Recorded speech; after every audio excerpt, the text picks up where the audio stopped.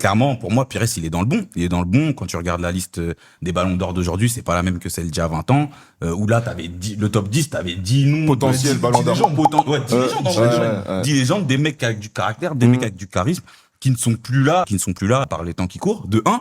Et de deux, ça s'explique aussi, parce que moi, j'ai regardé un petit peu comment on peut aller plus loin dans la réflexion. Pourquoi aujourd'hui, on rêve moins devant un match de football. Et moi, pour moi, il y a deux grands facteurs. Ça, c'est les miens, c'est ma façon de voir aussi le football. C'est la formation et c'est les schémas tactiques aussi qui tuent le foot.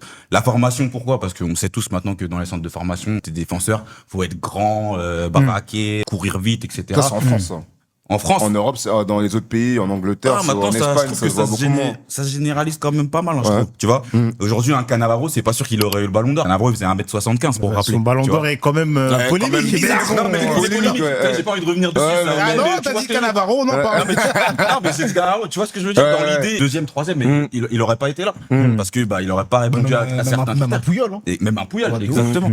Aujourd'hui, c'est ça. Ou l'exemple d'un Griezmann, qu'on adore dans le Money Time, bien évidemment. Ah, il a fait des blackface, frérot, je l'adore. L'exemple d'un Griezmann qui a dû s'exiler en Espagne pour percer dans le football. Donc, typiquement, ça, c'est des exemples concrets qui nous montrent que le football, il a beaucoup changé et qu'il s'homogénéise beaucoup avec des schémas tactiques qui sont eux aussi homogènes et qui laissent moins de place à la créativité.